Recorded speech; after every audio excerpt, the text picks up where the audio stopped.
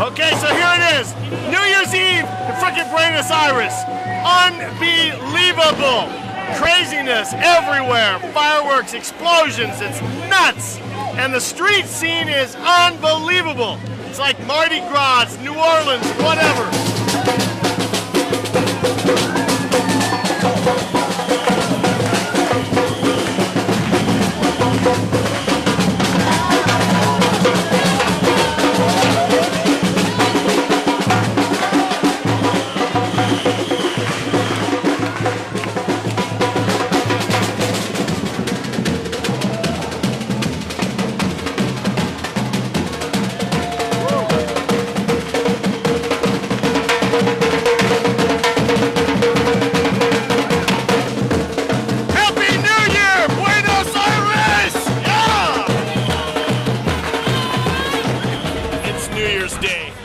Begins in about an hour and a half. Unfortunately, we're not going to be here to actually see the start because we have to take a shuttle to Cordoba. But here you are. This is the scene. It's the day. It's the beginning. Check it out.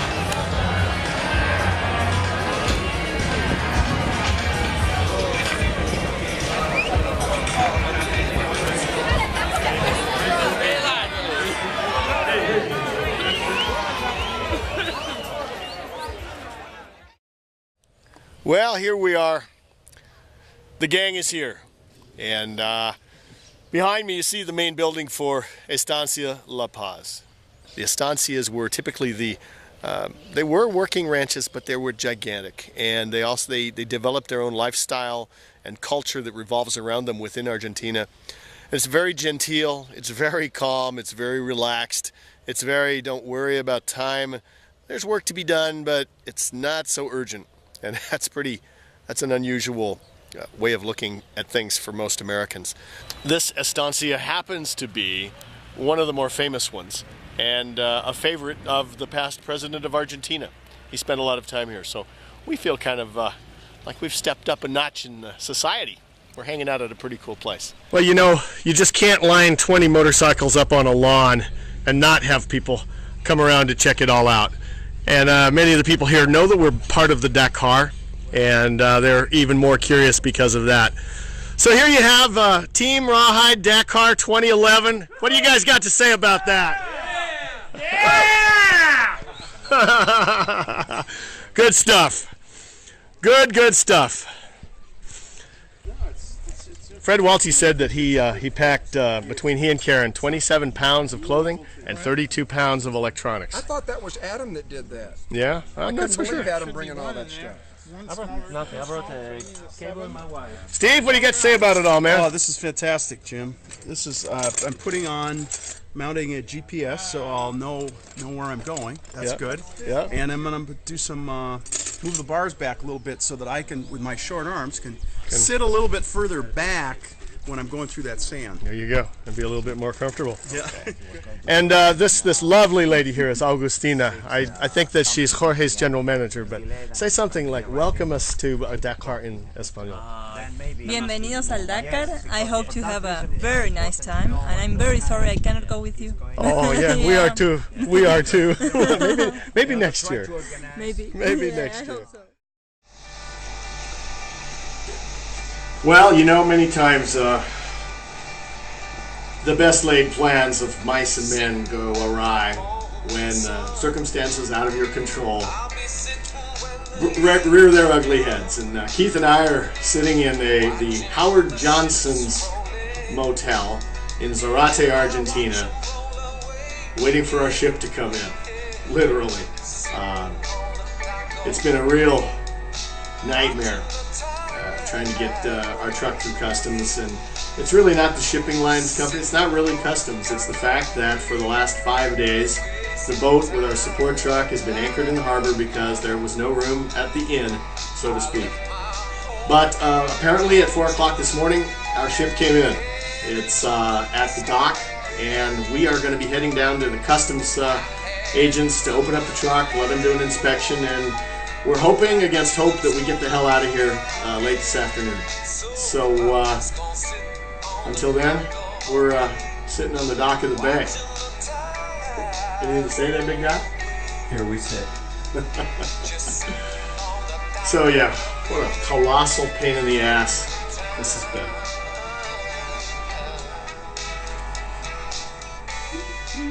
But nothing's gonna go our way.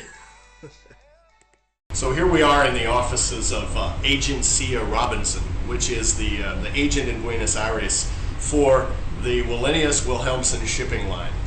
And this is the continuation of the definition of adventure, because we have been told that the ship containing our truck is in the River Plate, which is the main river outside of Buenos Aires. But there's a backup of ships trying to get into the port in Zárate. So, bottom line, we're out of luck. We don't get the truck for another 4, maybe 5 days, which puts us 2 days behind at minimum the Rally Dakar. And it really kind of sucks. And you know, we've known this for 2 or 3 days, but we came here today to see if we could problem solve, and it doesn't look like we're being able to do a very good job of it. So we'll see. To be continued. So we're on our way into the port now. We're deep inside the bowels of Zárate. It looks like, here we go. This is Federico. He has been unbelievably helpful making all this happen. And it looks like we're pulling into another customs place for another talk. Pablo and Federico are working on it, and we're not sure what the transaction's really going to be, and I'll have to explain that to everybody in person later, because I don't want to do it on film. It could be incriminating for the locals, you know, BRIBE, things we don't talk about. You know what I mean? Okay, so here it is. It took a week.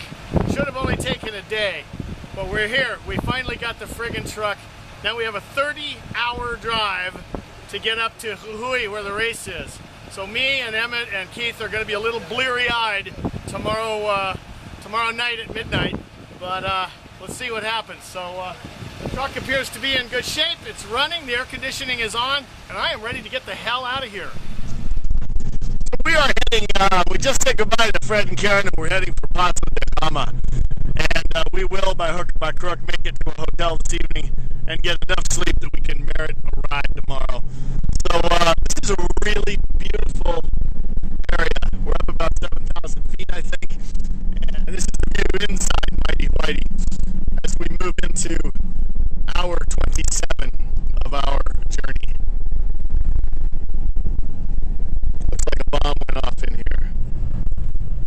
Hey, waitress, pour me another cup of coffee. Up and down, jack me up, shoot me off, flying down the highway. Truck stop cutie coming on to me, tried to talk me into a ride, said I wouldn't be sorry. But she was just a baby. Yeah, so we're gonna go and then we're gonna split to 150. Oh, what route is it here? No. It's 150. It's 60, and then becomes 157. So 60 first. Okay. And we should be in Tucumán in the morning. Right. We'll be in Tucumán in the morning. As you might guess, Mighty Whitey causes a stir wherever he goes or she goes. We have our band of admirers taking their photos and asking for permission to come up and look inside the cab. And it's pretty cool. It continues. It's the same as it was last year, so it's good stuff. We're friggin' exhausted. It's been just about 24 hours of non-stop driving. We got about 6 more hours to go tonight. And hopefully we'll be able to catch the group by midnight. So that's our goal. Let's see what happens.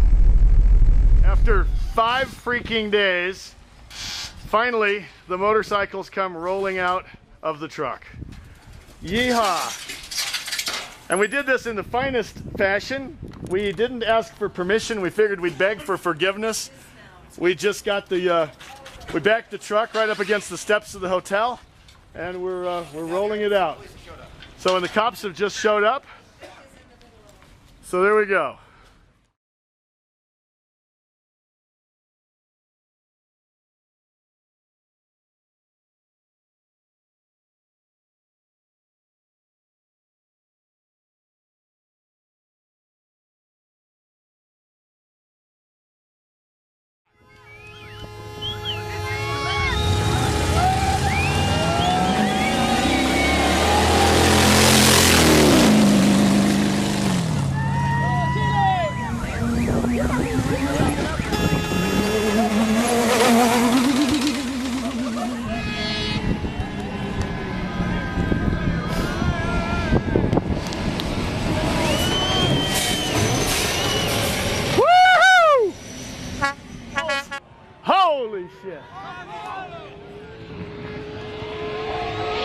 coming right at me.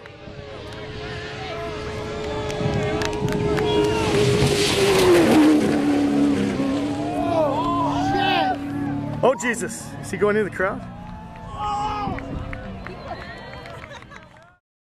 So, here we are. It's our first opportunity on the entire trip so far to see the #1 riders, trucks, buggies, etc. come through here. We are smack in the heart of the Atacama Desert, the driest place on earth where it has not rained in recorded human history. This is my friend John Carter. John, what do you think about all this? Oh, well, this is just awesome. Every day that we've been able to see the Dakar up until now, there have been people around, there have been RVs, there have been TV cameras and so on. We are in the middle of nowhere. I mean, at some point here, there are just a couple of people with the vans and the trucks, the actual Dakar themselves, the timekeepers and so on.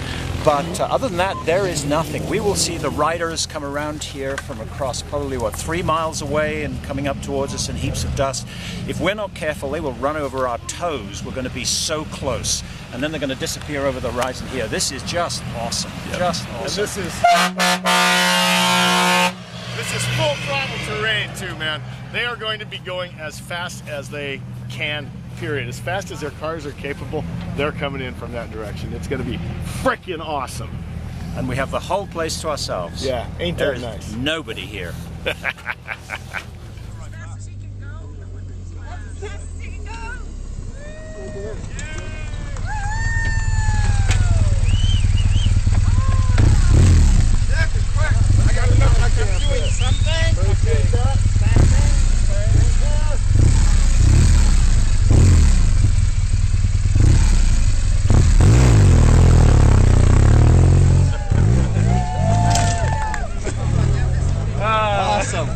Awesome. Thank you. And this is these are the best of the best of the best. These two guys right here. Go, baby!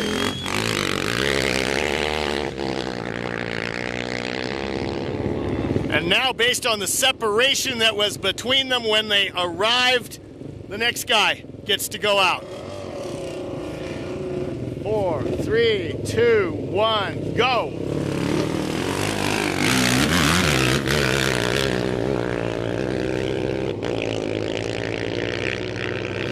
Go, Simon! We're with you, buddy! That's Simon Pavey! You're gonna make it crash now. 5, 4, 3, 2, 1,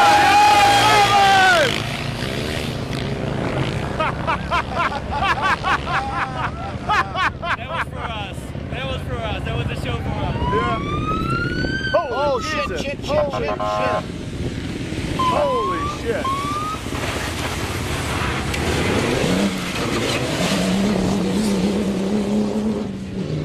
Woo! Woo-hoo-hoo! He's from Mendoza. He's from Mendoza. What do you think, John? This is just awesome. We're right in the middle of it. We couldn't be any closer.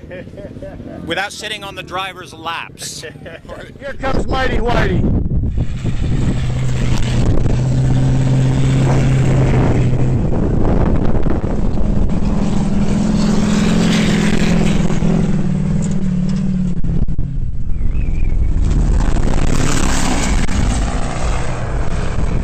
We've migrated up to a hill above a silt bed. Fesh they call it. And it's just wicked soft. The filming has been great. Everybody's having an awesome time. I think most of them would agree this is their best day yet.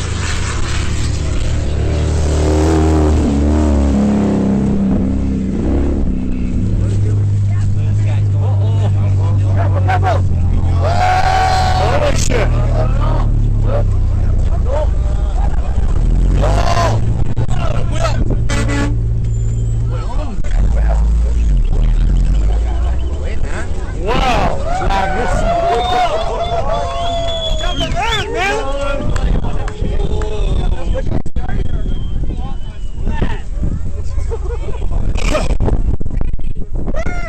This guy's stuck.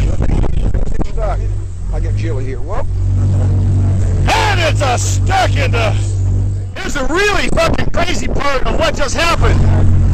this truck that came flying up the hill. He's going full fucking throttle right up here. He ducked between these two trucks here. I'm thinking, oh Jesus, he's gonna wipe out our bikes. Here's his tracks, right there. This is where that crazy son of a bitch came right through. Holy shit! And he halted the truck. The truck pulled out of the way. I mean, there was a truck right here. I know. I want to see that young kid's face. I was pass. I've got some business cards to pass out. You know what? Those guys. Now wait. Is that truck still here, or did it take off? Because those guys were part of the race. Oh. And they had radios. I wonder if they told him to come straight up the hill and get out of his way. What's that, Diego? Best day yet. Best day yet. Yes. By far. Without a doubt. How's the burger? Haven't had a bite yet. Good. You keep filming so that we have an extra burger. There you go. Exactly. Is this day 8? Anybody have an idea what day it is today? Day 7. Day 7. Day 7. Good. All right. Day 7. Iquique to Antofagasta. We've had quite a morning today. Quite a morning. What happened, Kev? Yeah, shit happens. And we broke another one too. Wow. At least I'm not alone in No, you're not alone. Oh my god! This is outside of BMW. This is inside of BMW. You probably lost the skid plate somewhere down the road. And there's nothing to take the hit. Holy shit, that's the wound. So yeah, it's been a tough day for the RawHyde crew. The 1200 GS died. A noble death. And Roger 650 is still bleeding. Did you run it until it made weird noises? No. All I heard was when I came up to the road, I heard the oil going. You know, it's like if you leave the right. But the motor didn't grenade on you? No, didn't seize. Beautiful. Okay, well then maybe there's salvation. Yeah.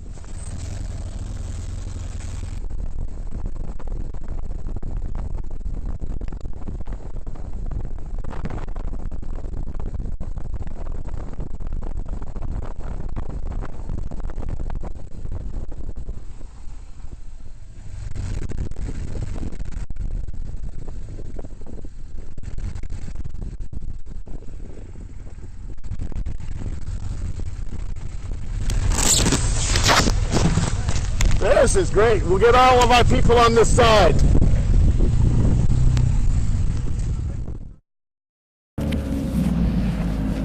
All right, here we are up on Paso de San Francisco.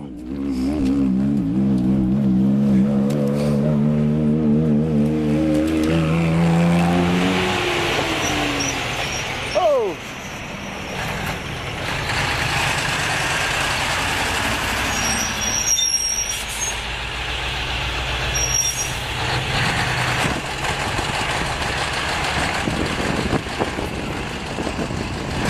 Here, fellow BMW rider here pulled over and needed a little help. He needed a tool to strip some wires and needs a little water, I think, for his radiator. So we're giving him a quick hand. Cool.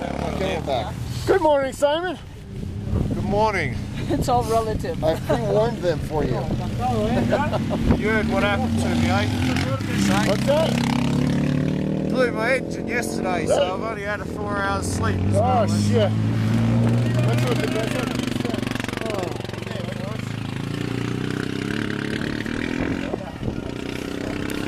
Sweet.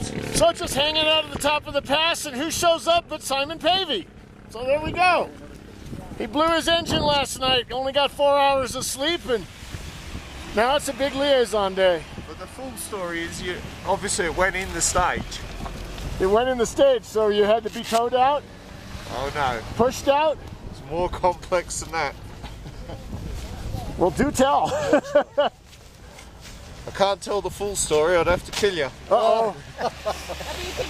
But anyway, I found an engine, shall we say. You found an engine? And I changed it in the dunes. Oh. No shit.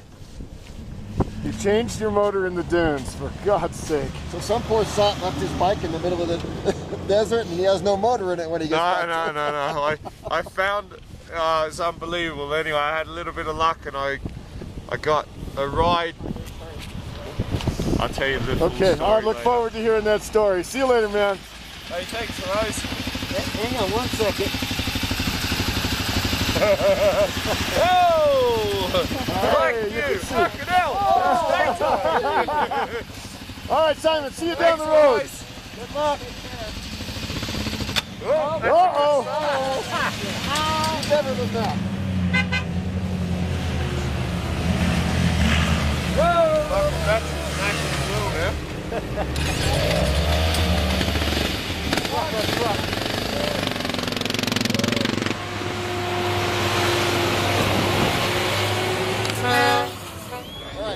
So here we are in Fiambalá, which is a town we stayed in last year when we did the Dakar, and it's the morning after the day from hell, for a variety of reasons. We had to go over Paso de San Francisco yesterday, which is 15,587 feet, and we lost several members of the crew to altitude sickness and dizziness, and one guy just passed out on the bike while he was just coming to a stop and passed out. Had one guy bang his shoulder up pretty good. 2 members of the group got violently ill from the altitude. So needless to say, it was a much longer day than we had originally planned. So we arrive in Fiambalá with no hotel reservations, no dinner reservations, and no particular plan because our campground was too far to get to in the eyes of the group. So we ran over to the local tourist center and we said, there's 24 people, we need a place to stay. And this town is, if anything, resourceful. The people here don't make much money. It's a very poor town. And every now and then when the gringos come to town and need a place to stay, the folks open their homes. So we are in the house, or we stayed last night, in the house of Luis and Jose and their families. There's 2 families that live here in the 2 buildings that you'll see in the rest of the video and photos. And they just opened up the house and they said, we family will sleep someplace else and you guys can have our beds. They made the beds for us. They ran around to their neighbors and scrounged up all the extra mattresses they could find to lay on the floor. So almost everybody actually got a bed to sleep in last night.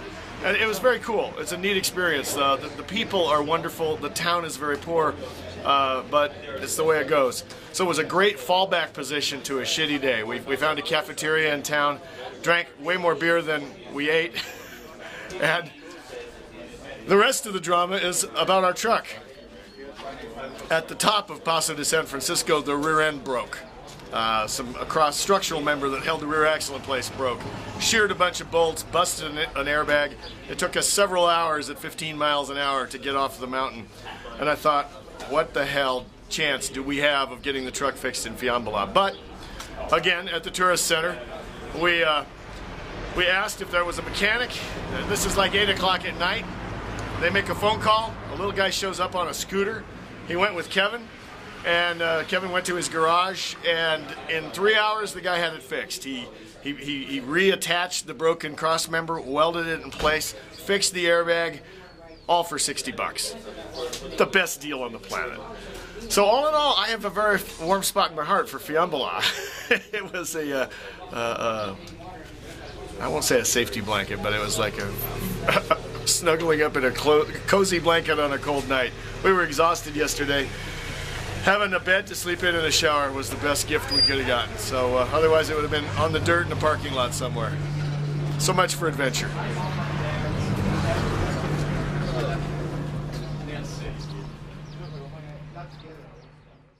So some of the boys have made it in, and this is the reception, if you want to call it that Jorge and the boys had waiting for us. These 2 lovely ladies have some vino and some cerveza. And some vino blanco, por favor. Room? 13. That's fine. Está bien. Muchas gracias. Now that's nice. You didn't damage the machine at all? Nope. I broke a mirror. That was the extent of my damage. Nope. This is survival, and I think the odds are about the same as the Dakar survival rate, so I feel proud of myself. Oh, come on, it's only a 25% completion rate on the Dakar. That's about all we have on this trip. About 25% of us finished this trip. That's right. What happened to the rest of them? They didn't complete it. Yes. I'm sitting right here until my friend Victor comes along. We only have a 25% attrition rate. 75% of the team is still rolling. That's true. That is true.